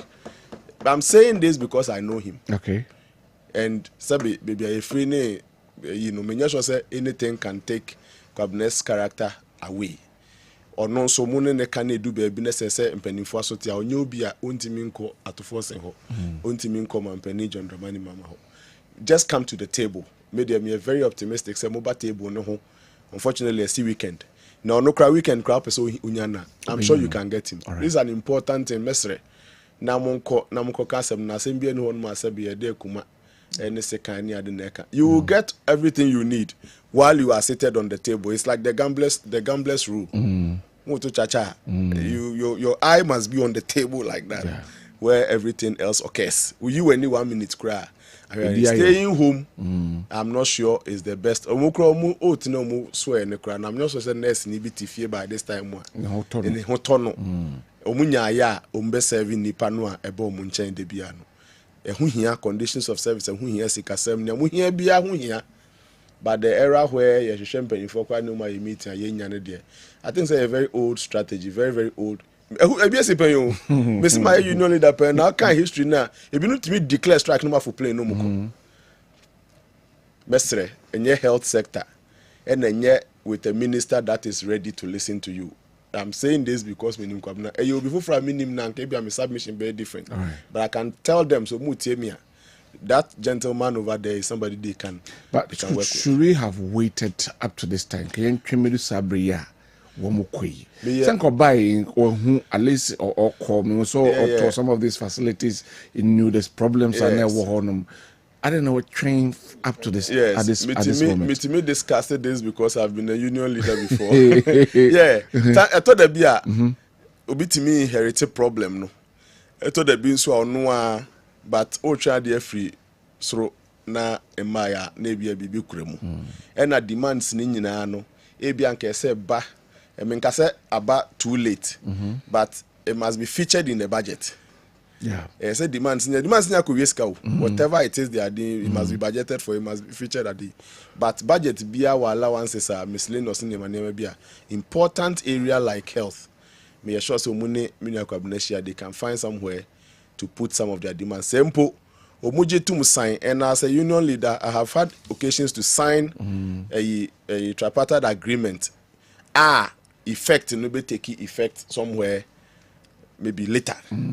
But the basa yes, I want to assure them say can ni hokra na say to the idea. They can reach that agreement and sign for it to take effect in the proper date. Buy be to your back pay ni bibia your time buy to your back pay ni bibia. It can all be achieved while you are seated on the table. All right. Meaning who is advising them mumu labor consultant near the. But it would be a very bad advice for the labor consultant to tell them Sebu declare strike we are Monyera Minister Pemokrama. That is very old. That is very colloquial. Get to the table, that's where the solution is. All right. Dr. Champo. Yeah. I mean to you. That's it. Make I say 2021. You tag. Yene abind the share so. Na bedding for no good drag. I'm say a bedru ana a duchum. Oba almost 2 o'clock be a bear 4 ansa na omaba omono mo betena se atama issue nanga so best start so more discuss na about by 9 p.m. You won't say ma brebre is a modern na de achi a enti eya na negotiations no sometimes edni adeɛ baako ne sɛ ɔmo die no metie ɔmo mpanimfoɔ no ɔmo ayɛ negotiations na wie ɔmo ayɛ bibie ɔmo wie dada o aka sɛ be implement that is where the problem is ɛno nti na ɔmo so ɔmo nsa nkɔ negotiation bio nti ɛwɔ sɛ yɛte aseɛ sɛ it's not about negotiation ɔma negotiate assign agreement awie ɛna aka sɛ yɛbɛ implement ɛna deadline a ɔmo de to so no atwam and the agreements were not featured in the budget nti sɛ say no ɔmo say ade a ɔmo agree na asensan deɛ they will not negotiate again. That is where the problem is. In the previous government, you know. Yes. See, you say the issues that are buying say, well, whatever, come back, let's sit on the table again because because the Labour Commission say they should go back, sit with Fair Wages Commission, now then report back to them on 25th of June at exactly 2:30. Keodi me baho. Unse nwanwa se Ghana ha. Ghana Labour Commission. Entimin kan kire aban bia se wo motuti ni workers da. De bia mu declare strike say illegal. Unse nwanwa. Say aban ni workers beko agreement. Na omo nyina besensan. Ebeduru implementation na aban dragging the feet quickly aban so nim se nipa wote ho no mo no won na appointee nti quickly no the labor echo okọ ya na declare almost strike no illegal okay utag de 2021 ye ni government akọ agreement na eduru se government be implement government dragging the feet utag aba notice per labor law no 2 weeks ya ma notice awie ye declare strike na Labour Commission declare ye strike and say illegal and yes yempene so what in wasem ye hu ya ne say omo de court we say na wa ko high court afoji we Labour Commission no the utag court so kai sa issue no and na utag so ko high lawyers we so de no court and ya see omo mra sa de na e koso no Labour Commission no I don't know why you always you no more on the side of government. 2021 they did the same thing to us. Emma, afe you call court when him funny thing. Lawyer no say judge no who say labor asem order, utag asem order. But na ontimi get Emma ruling na e best slide Labour Commission to okwa. Na ajani case ni say munko back na munko siesie masem omo ajani case ni saa na afi eduru ba bi no oyehwe enye yenti de obeka ne say utag afi de masem nye de na utag say ne e say omo site omo site ye leaders ni contempt so we decided say any mass action class action omo be imprison all utag members nationwide because nya dia ye be de court decision be ye adwuma eya be ye one too many say Labour Commission no enu ntina da bia so ahwa government in government out omo agree on something with labor omo nye because omo nim say the tie bia Labour Commission be declare strike no illegal enu na ekoso sesia no and mesre eye leadership of sometimes enioma ni bi wo hono mo a say we leader ho eya na ebufu say wa wo hwe ade wakọ agreement na wasensan na duru implementation na maso wan hwe abon sa fe wan kasa wo members kra besa accuse say wakwaji sika na only government no you are in bed with the government in na fe ade ba kwa ha adwene no nti mesere aban say the healthcare ecosystem no one of the delicate areas say one of the cadres need decide some be withdraw service ya na nko for sofa nti mesere say omo make provisions eno na eme wanwa say agreement ni wo ho wa beto why would you not consider it in the budget eno na me problem because you see they wo omo so ka no omo nsan ko negotiation table bio eno akaka say we mo gitum ye beti we so amamo mujitum yebeti we so amam baby omu benye sika biara no they should try and meet them halfway because me kai say ye book and research allowance na previously no na research allowance near 500 Ghana cedis and a book no ye $1,500 and your call negotiation na omone government e call agreement into duru baby also mu implement no afi na government e pese or dragging the feet but ye call strike no at the end of the day amount omo agree no the following year budget no omo di ni nyina ahyem e ma ye nsaka nti mesre minister prof so me hwe de wa we si make you submission na oben no unimu no frɛ no omo ntena se na se ye media budget no mo di be shema and omo di be shemu a omo mfa nhyem na me si minister I am talking about minister. Me va trust me. Did you hear me? Trust me. Did you hear me? Me say. Na ma me say chambo for me Minister of Health. Enti won frɛ Minister of Health they wa osika san ase oben no. Enti won frɛ no. No mo hwɛ say if possible na mid-year budget. Omo betimi di ahyemu a because the way I see things enye likely these people will renegotiate and your mom agree that. So we should find common grounds. Na omuntimi any woman enye se ne be ya ankof because ya KKOD we yare pa na ko hospital na say ya attend to a and now beti sa say omo ba bi ho no emergency your bias obi eni ho ntisan kofi na wo kada emergency situation ni ya catch us say kofi referral no ye few ya referral say kofi emergency dia wo kofi akoye dai na je say ko bobo adaka oh enti mesre say in as much as say omo demands no agreement no were signed in the past financial budget no they should sometimes look at professional oath ni adea eya omo sign na omo hwe nipa nkwa because so di nipa echi a wan hwe ya ba ma nipa bebre afrim na me finally mesre Ghana Labour Commission since time immemorial omo rule against government da say omo nyefe o Mintiasie. But that's it. Prof. Kwabena with a quick one. Out of place. And I'm saying it again, my union leader pain. Out of place, say regime be best. Now be call for renegotiation of out of place. Out of normal. Yeah, normal in I'm not sure Munko. I want to know who their labor consultant with. We have worked with a lot of experts for the period that Yensu group. All right. And it gets to a time out here. Even internal abidance is on you. But from Minister Napo to Minister Educhum Krano, there were instances where we need to refresh some of the books. All right. For him to also say, oh, Matemasiye, Mone Minya Penny, me senior boss na Mone discuss ye bibia, Mabey, Meshe Namatuasu na Mesremo. Ebi a mama may have to mid-year budget no. Na many finance minister kokasa no fanshim. I tell you say omuko table ne ho a.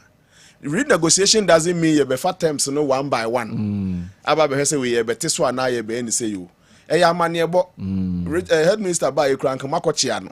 Oh mpamcho wo hwe ofa so wo hu ye negotiated we ni wo ho. Oh akoyede me nkasa mo nkochia no ana do those adi. But I want to say it is not out of place. All right. But I say, leaders no change of government buying and more prepare budget. What were they doing? Well, that is a question I can't answer. What were they doing? Otu mami too. But I say, Vasco, I'm a student to a Christian service. Maybe I'm first me child. I said, OTB, Intivicia Vasco. KOD, labor unions, friends are buying Kitamudia. Ama unionumness manum and your mamma ma quarter to face. Remember Cahu.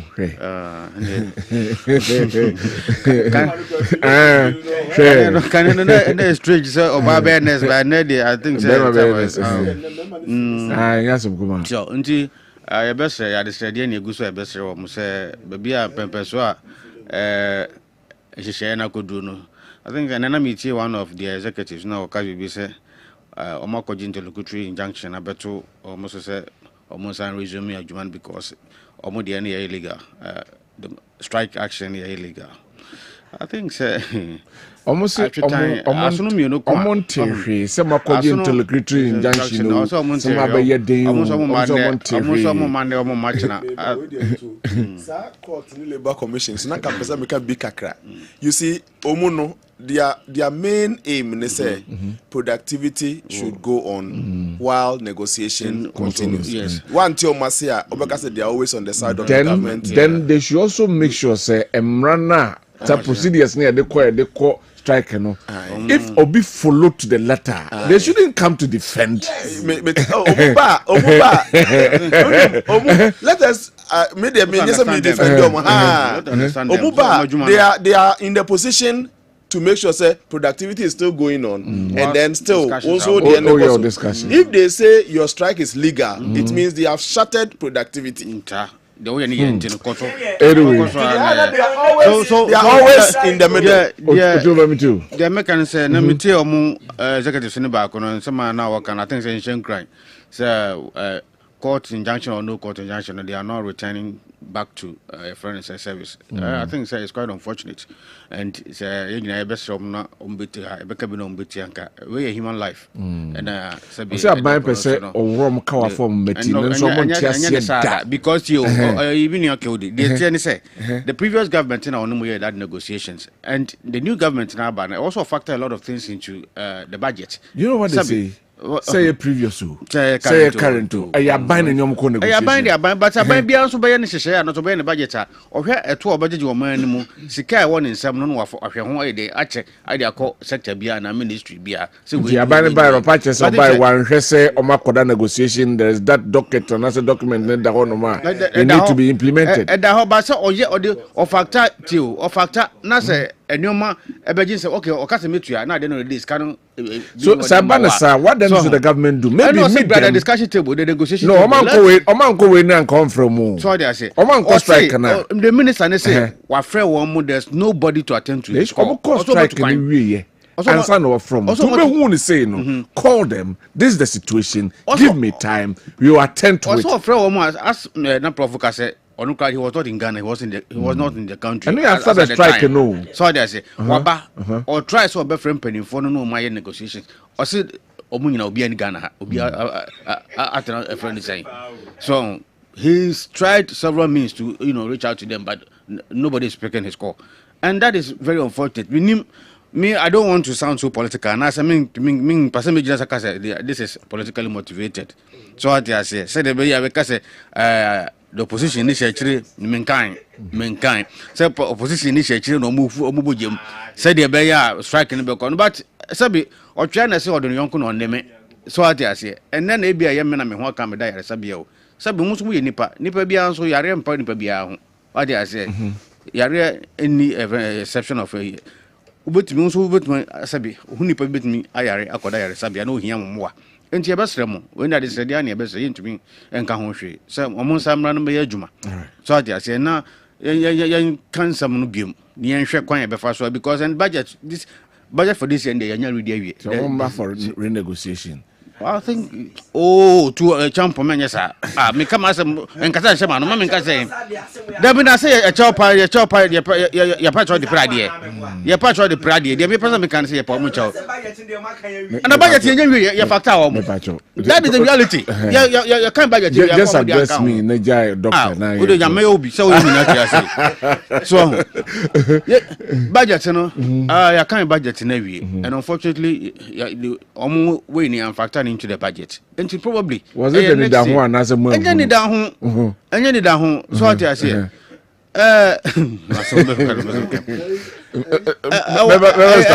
idea young fancy this year mundi there maybe a media budget because young kind media budget man fancy munti yes you don't consider them because mu so wadwuma no ehun hia say wo hia what are conditions of service? So secretary nankasa de ba. But conditions of service no place ye fa binya dey. Ye fa omo hihia omo agree on nka ho.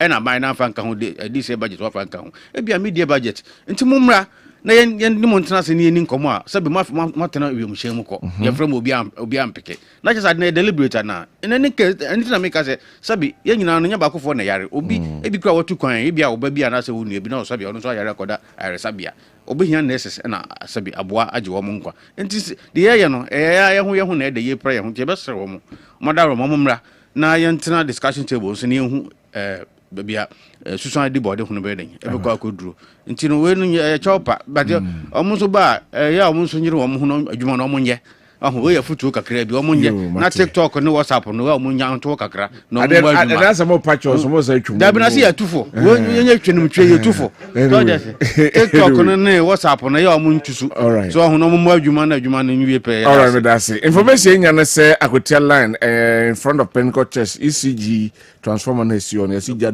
dem inti esramonti area mo hwe ni you Zama yeah I mean too na wo hwe sa ade ya ekosu ya be dan be hunu month kra o mo trans years negotiations no we ne bia na it was laced with political almost say somewhere is it June last year yeah they will have over the votes the over can be as a because okay we want to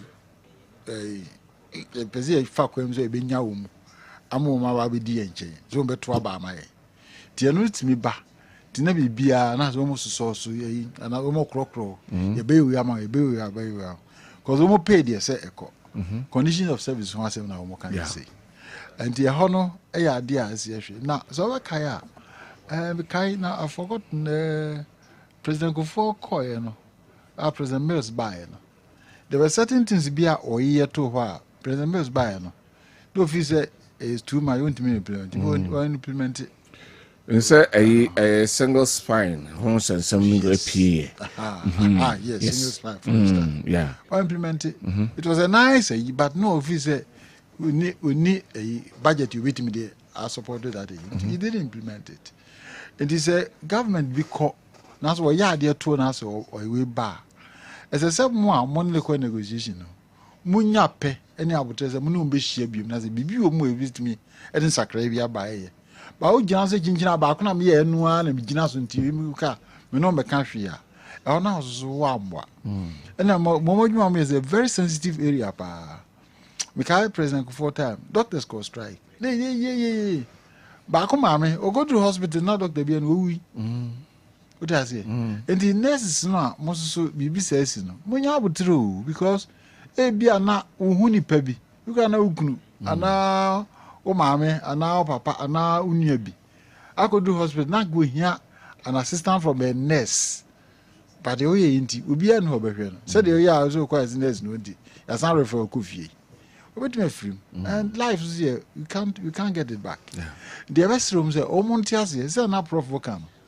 hey was I can see a course we as in na be bia no wetim solve no apart from table yeah then I just say transit e di ba bia mo bia o musa no momra no me na ba in transit na solve problem cause here tia ye mko de akika na ye we an ye no de it's not going to help any of us cause ye nyina ya at risk you never know how kwa o ka kra bi ba ka ko bom na obi de ka we bo obi na e be ko is next bi ene you never know how be call for na abo e be ko akofro na abo e be ka you be do hospital is next bi ene and ye nyina wo including them no a so mo nko no nyina no we are all at risk cause do me bi a we nurse but we here nurse bi no wa nurse that's not buying winning now. Other than buying consider because you're from essential services, those services yen to tunasi.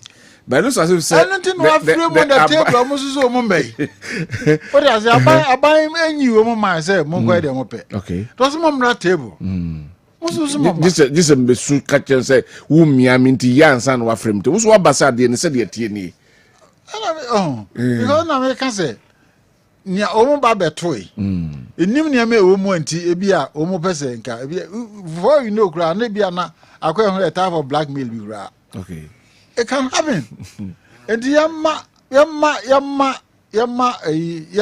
next for no almost yansere wo mu se omonte ase no mu ne abanhia ɛne afei no mumiamu na se amutake and trench policy ɔmo se hyɛ ase hwehwɛ ne nkakrakra ɛsɛ efiri adwade kɔ all services omo ya careful ɔmo withdraw all services omo ya careful na nya ya ne anya nurse ngwa na be hunu amane o wo mu aso kan suffer cause nurse bia na obekwa akodu na bibia ye o na ehia so obi ne so mu o nya da bia na wo abetuma so mu o ehia so obi ne so mu bedro na obi ene o je nyina we are at risk to omo fan say omo kwa omo de omo ye okay na ye na at risk o everybody could be at risk. All right.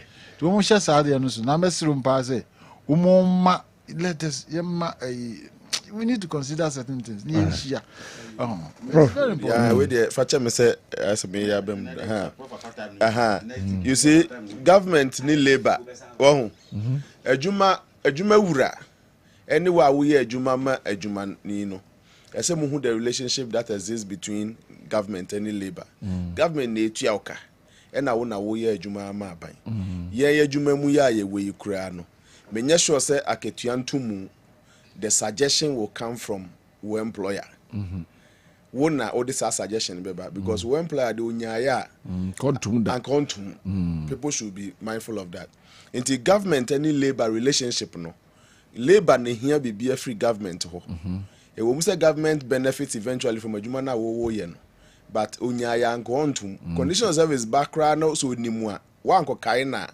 obesha da say near on here and this is natural, it's everywhere, it's global, it's universal, baby as anete into media mesre me argument na nanka person meeting say impenifo no beka say bia wo aban sesan ya minister for ba ye yakone ho okay okay minim so mako we ho but almost see omni aban yen engagements on ebi okro mo hwe om kra mo so se de na mo kre so ni om so hwe mo mu hu so hwe aban na omu hu no in this recent I don't know whether it's this recent but that is agreement when was reached in June last year be officers na ye nti bia implementation no omuni mpanifo ho sabra ni hyehyia ya na anye ya na yeshia ya antomo na I want to hear on record say pani ba ko beka so minister we buy minister honorable Kwabena Owusu buy no ye cry yakon ho because I'm speaking from experience. We went to the new minister. In fact, it got to a point. Emra minister baako ho no. They say me minister nete brono baako otimi feature intina asa also so no. Oh, okay. You see, enti mesre and say minister for ne buy no. Mo na de ne hu hia mo.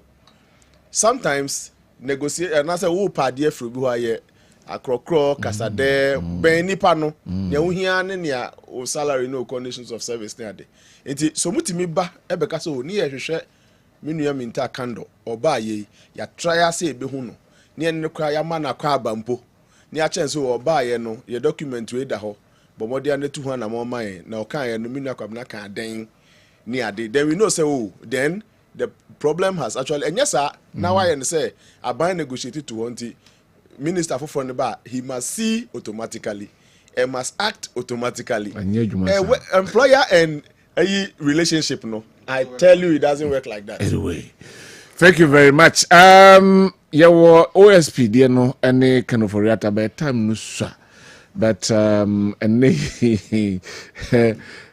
comampo. I think that's also very important. And that's a bre or say bones or tosumi no and the dot ye no I shall say ya nyami admire Joda and penny for ne nananum HSA Beka Kujana na awe crack na wako Doc Mamisha say very good this time.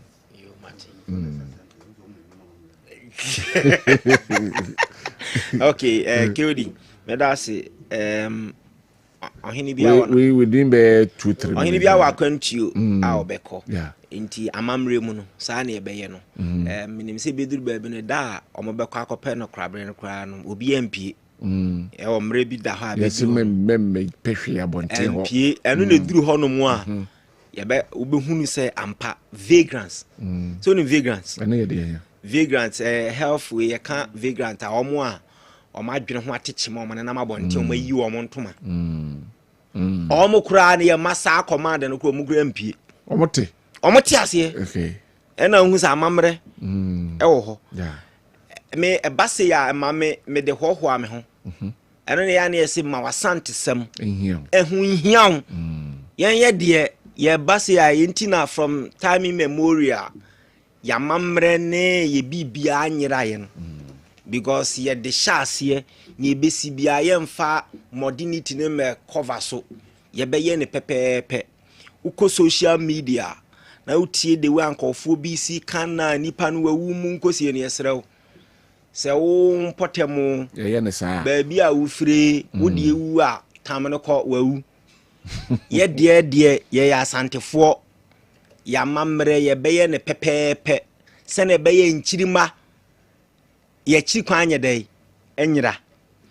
Enti baadeɛ baako a meka ne sɛ kewodi sɛ eduru se ya deɛ wo sɛ wobusa wo ho no sɛ me ɛna meda hɔ a enka meyɛ kristoni akonta bɛ na mekubu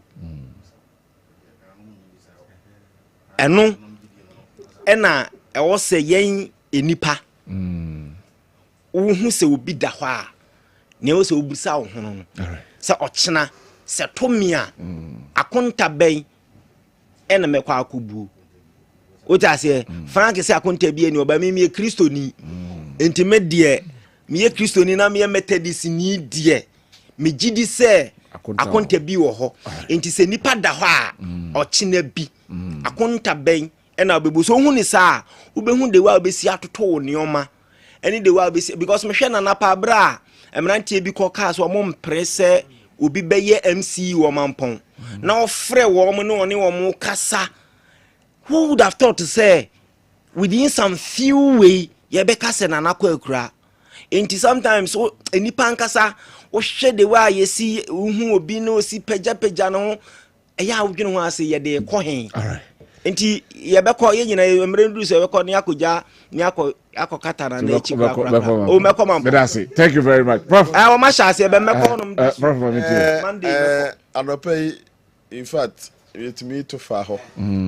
Na ɛhɔ yɛ nika enti yɛbɛma atankonya ne wɔn mu a ɔmo hwɛ organize yɛ ni titru menhyia yakɔ ya santima nyinaa na media me me fɛ wiase no so bitimi edu saa di brebi saa ohu we have a celebration of life sabe he has become very very useful to Nemai Ghana. Yeah. Very useful to Nasante, Sasante, and Sana very, very useful even to the whole world. A former registrar, a lawyer, first class, near Chen DAB. Sanswe Dine Manfwe Nim says silver stool occupant. Silver stool occupant. Sabi, Tumfo Niwa, Namampo Hinin a Shechri. Seriously, a achievement I nye ubia ne betimi edru sa level no. In fact, anya de hye nyina mpo ne dru ho. Enti me mom de me ren ho ye because I see a man who has lived his life like fully. Timi ahwe ma hwe wo fa asema hwe nananom ne de cheche nyina. He was a man to many. Yeah. Unya ne ho asembode bi anka sebe yenim ni ahemfu bi ede omunku nya nketenkete bi. Eye.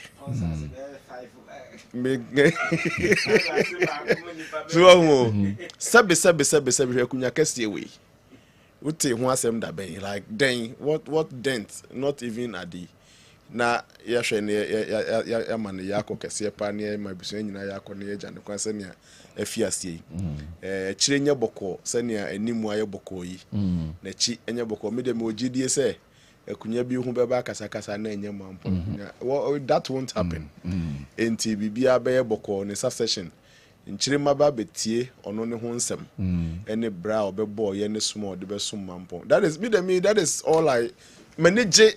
If I see somebody dying completely like why juma na oko see I'm looking at the stories that will be pasted in his name enchire ma alcohol no mu as a museum bi kra no mbe yetania menshawo museum ya ukọ abako hu abakosem ne niema penny ni betina say or ye de boy. Intimidate me a rather a celebration of life for a man who has lived life. Ye bompa nyina intimini sa in fear ye be a more brandy be nye dimpa.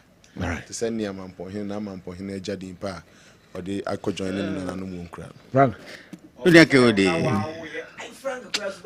Oh, champ, no, I'm about. You see, the Ashanti tradition has stood the test of time. What I say. And for that matter, some of these celebrations, it helps us to maintain the status quo. Said the Nanum, Tetinoma Yameto, a sa Omuchato Hono. Yatumi aboho ban emene no aye krabe ha yefe na bibi sei na ekosese no me ya na emani je se me ye se bia santini aduana ni amede me san ni fadi abankwan santi dwabe na befre aye kasa ko aye kasa mu oduro so te se aduana ni amede me san ni fadi abankwan yo ni omo o ton da dance for so te no ntino such celebrations na ya na aye ma hoho and I think say obi biara o ye sabi asantini baby a wo bia na ne so we share video say be and I say if you happen to be part of this celebration like a bit boost too and some peculiar energy be ma wo de ye ne wo so we do baby kra na like a hoho amount I want to tell them the mouth or yes, Antony. You best and I'm saying, oh, my daruma. Or Munyan say, yeah, my censorship. Nankebe, the Ebe Pennison combat documented some of these celebrations. So now I send a hawker see my Chilmana, Bano, or Mokanya, because I'm no packing kind, and whoop a video. Nanka, yes, and a hawker see. So now Bomu. Chidom said the bear ye 2 and a more year Bob Brano Koy Nimino, Yena, a bear should yamaye, they said their boy on Brad. Namina, in a cocabi say on the Christian into Kubuatan, Yen and Anom Yanji at the moon, yet they see a coy in an anom cocra. So I just said, Brabonia, moon, we are quite a samba. Yes, I bet was so not the envy, Yabayo, and none an animal GD, a chance, I miss become. No, that's it. Yeah, best. Nancy suit him or you MTTD. Ade. Oh, Master made an annum. Won't just say, Hawaii. Nancy so or don't you be service university or Jimmy and remember that. Now, Mampona, Mr. One Mabana hobby. Thank you very much. Jacobo. Zawa. Yo, just say, Emma, Jacob says, pa pon na afrimu okokre se de na provoca no silver stool no jeze so ohini ni ho a ono na ho no ohini ye oba kompe no ane ohini tufo because ohini ni ho a ono ho a na mpese me kire na so hwa na yi no abubo so pass ya ne ntem we bibusa sa de ni ya ne ntem sa so se bobia ono na osi wo hina na de ndimi nyina yi nto sa o tete sa so hini wa wan na oba ntina ye se ni nyina no bi e ka ho bi tina o mu gina so mu ye ntende se bi nya sia na mu na se de ni an ka no se be ya abibia so ye se abutre na be ba ho ni nyame admo china na ese be ko movement for change for ni ala nchama te ka gusina na akohwe ne ya yakozako mana na no mu yako na ebesere se bibia so enkodi ebese mu se ka yemon pa ensere urade se ma bibia si ka se yekọ ho ne onse me poso fa kakra san ba kuduro ni nyina no urade mo ko nyina ho ba no fo msam dras no bi. Thank you very much, Mr. Joseph Amwa, senior member of Movement for Change. Thank you very much. Professor Smart Sapon Ewo KSTU, the best technical university in the whole Ghana for over 10 years. For 8 continuous years running, we have been rated the best technical university in Ghana. In fact, Ghana Tertiary University we have become 6th. We became 7th, and we became. We are ranging between 6, 7, 8, 7, 8. Okay. Yeah, by as a technical university, but Nyamiadom they are taking off. Now we do PhD programs. Wow. Not only send Nyamunim Sebia HND ni nyina da so ho degree ho masters ho I'm common PhD. Very few universities in Ghana have the accreditation to do that, to run PhD. All right. See, Ono Director, Research, Innovation and Development of KSTU, Sanso, and Frank Otu Echampong, a NDC Communication Team member, a science lecturer at Spiriton University, and Dr. Enoch Echampong, a senior lecturer, Department of Health Promotion and Disability Studies, KNUST, member of the MPP.